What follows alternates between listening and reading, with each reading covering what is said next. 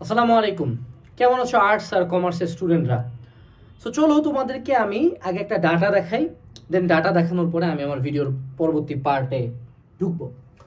So আমার কাছে last প্রায় 5 বছরের ডাটা আছে, একদম সোর্স উল্লেখ করা, যে সি আর ডি ইউনিটে লাস্ট 5 বছরে পাশের হার কত। চান্স পায়নি কিন্তু এরা এরা পাশ মার্ক তুলতে পারছে।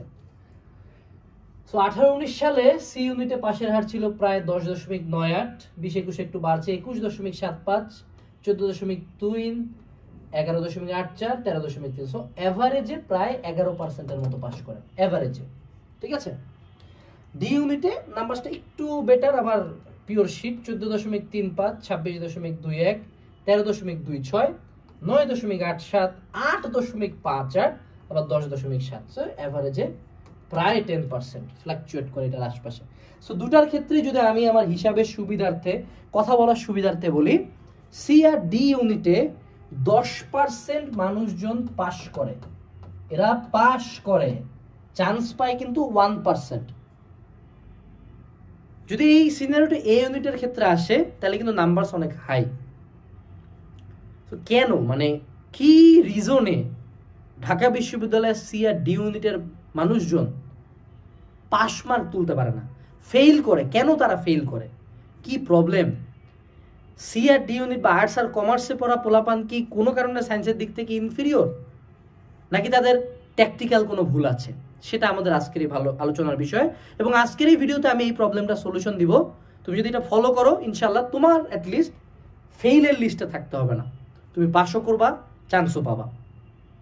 প্রথমত আগে আমরা একটু কারণগুলো এক্সপ্লোর করার চেষ্টা করি যে কেন আর্টস কমার্সের মানুষজন অর্থাৎ সি আর ডি ইউনিটে যারা পরীক্ষা দেয় তারা এতটা পিওর শিট রেজাল্ট করে অ্যাডমিশনে।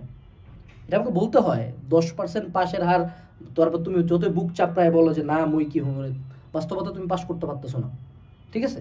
সো এখন কথা হলো কেন এতটা শিট রেজাল্ট করে। প্রথমত তাদের লো এক্সপেকটেশন। একটা স্টুডেন্ট যখন এইচএসসি তে পড়ে, সায়েন্সের কোনো মানুষজন, ওরা ফার্স্ট ইয়ারে জিগাবা, ও বলবে আমি বুয়েটে পড়বো, আমি মেডিকেলে পড়বো, আমি ঢাবিতে পড়বো, আমি পাবলিকে পড়বো, অনেক ওদের অপশনসও বেশি, ওদের এক্সপেকটেশনও অনেক হাই, ফ্যামিলি থেকেও এক্সপেকটেশন হাই। কিন্তু আমাদের সমাজ আর্টস কমার্সের পোলাপানকে শুরু থেকে যে আর্টসে পড়ে কমার্সে পড়ে, এবং ও মেন্টালিটি ওইটাই ধরে নেয়।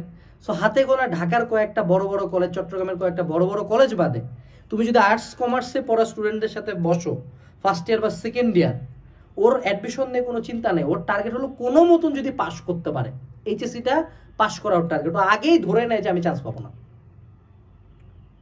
সো যখন তোমার টার্গেট হলো যে কোনো মতন টাইনে টুইনে পাস করার ধান্দা থাকে, তখন তো অ্যাডমিশনের চিন্তা আসবে না। এবং তাদের মেজরিটির টার্গেট হলো কোনো মতন একাডেমিকের, অ্যাকাউন্টিং এর 10টা স্যার পড়ে, এইটা পৌরনীতি স্যার পড়ে, যুক্তিবিদ্যার স্যার পড়ে, ঠিক আছে। কিন্তু অ্যাডমিশনে কি কয়টা রেওয়া মিল আসছে, কয়টা জাবেদা আসছে, কয়টা আর্থিক বিবরণী বানাতে দিছে তোমরা ঢাবি এক্সামের দিন? দেখো দেখি ঢাবির লাস্টে, যে কোনো আগের বছরের ঢাবির কোশ্চেনটা দেখো তো, সি ইউনিটের বা ডি ইউনিটের, দেখো দেখি কয়টা আসছে। তোমার যুক্তিবিদ্যা পৌরনীতি থেকে কয়টা কোশ্চেন আসছে দেখো দেখি একটু। ইকোনমিক্স থেকে কয়টা কোশ্চেন ছিল ঢাবিতে? You will be astonished. মিলে না, তোমার একাডেমিকে যা পড়তো সেটার সাথে মিলতেছে না। তো সে এদের আরো একটা বড় ঝামেলা হলে অ্যাডমিশনের চিন্তাই করে না।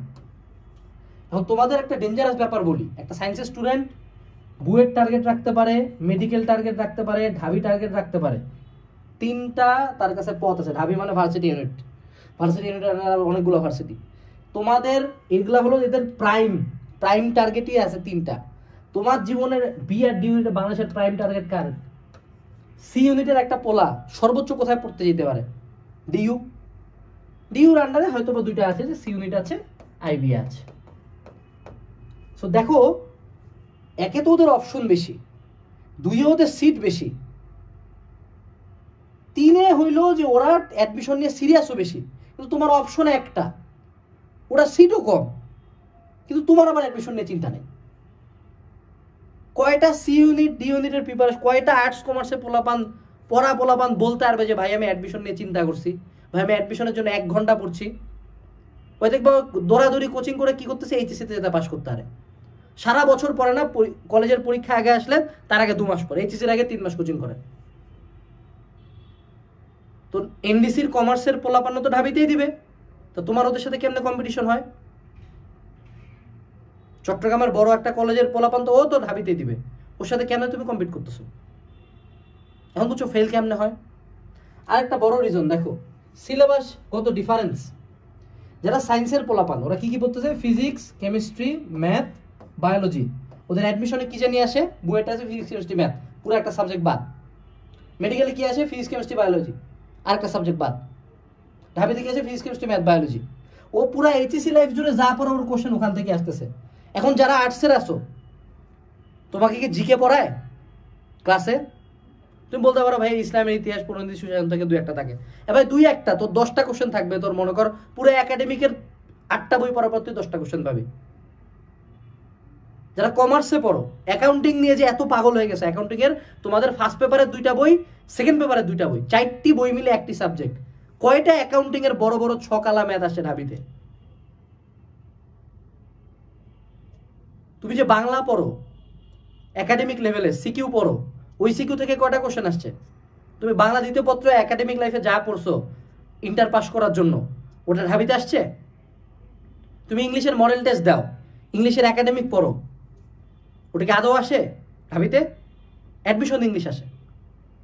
সো তুমি পুরা এইচএসসি লাইফে 2 বছর যা পড়লা সেটা তোমার অ্যাডমিশনে ব্যাকআপ দিবে সর্বোচ্চ 40%, ম্যাক্স। তারপরে 60% তোমাকে পরে অ্যাচিভ করার লাগে। তা তুমি কিভাবে আশা করো যে তুমি পাস করবা? এখন বুঝছো কেন তোমরা ফেল করো? আরেকটা বড় রিজন বলি তোমাদেরকে, সেটা হলো যে তোমরা ইংলিশে সর্বাধিক ফেল করো, সর্বাধিক। আমার চেনা জানা মানে মেজরিটি মানুষ যদি ইংলিশে ফেল করে 3, 4, 5 পায়, 3 থেকে 5-এর মধ্যে মার্ক পায়। ভাই তুই ইংলিশ পড়িস না ছোটবেলা থেকে, তাহলে তোর ভুলটা কোথায় হইলো বল দেখি? কারণ আমরা ইংলিশ পড়তেছি paragraph, written, scene comprehension, flow chart, article, narration হয়তো বা পড়তেছি, কিন্তু আমার তো এখানে লিখিত আসতেছে না, আমার তো এমসিকিউ আসতেছে। ইংলিশের অ্যাডমিশনের কোশ্চেন আজকে ঢাবি সি ইউনিট ইংলিশ কোশ্চেন লিখে সার্চ দাও, ওই কোশ্চেন দেখো, তোমার পড়ার সিলেবাস দেখো, দূর দূরান্তে মিলবে না। মনে রাখতে হবে academic English is never the same with admission English. Admission English পুরো একটা ডিফারেন্ট ডাইমেনশন। এটার জন্য রুলস লাগে না, এটার জন্য লাগে প্র্যাকটিস। তুমি রুলস অলরেডি জানো, জাস্ট প্র্যাকটিস করে করে রুলসগুলোকে শানিত করতে হয়। সো তুমি দেখছো তুমি কতগুলা বাধার মধ্যে আছো। তো এখন আমি তোমাকে সলিউশন দিই যে আসলে কি করলে তুমি এই ফাঁদটাতে পড়বা না। তোমরা you are already trying to win a losing battle, যেই যুদ্ধ হারারই কথা তোমার, ওরকম একটা যুদ্ধতে তুমি ঢুকছো। তো সেজন্য আমি যেটা বলবো সলিউশন হইল যে তোমাকে শুরু থেকে এমসিকিউ ফোকাসড হইতে হবে ব্রাদার্স। তোমরা সিকিউ পড়ো, জিপিএ 5 পাও, জিপিএ 5 পাও ভালো। তোমার এখন গোল্ডেন বা বোর্ডে টপ করার টার্গেটের চেয়ে বেশি টার্গেট হওয়া উচিত যে অ্যাডমিশনে কি আসবে। অ্যাডমিশনে আসবে তোমার এমসিকিউ। সো তোমরা এখন থেকে এমসিকিউতে বেশি ফোকাস করো। পারলে এইচএসসি লাইফের শুরু থেকে বাংলা, ইংলিশ, জিকে পড়ো।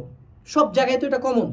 এই যে যেমন তোমাদের সামনে 1000 বার এই বইটা নিয়ে দাঁড় হই যে তুই 3টা বই না পড়, একটা পড়, এটাতে সব আছে, বাংলা, ইংলিশ, জিকে, বাংলাদেশ, আন্তর্জাতিক সব, ফার্স্ট পার্ট, সেকেন্ড পার্ট সব আছে। এইটা পড়, এটা পড়লে তো তোর এইচএসসিও কভার হয় অনেকটা।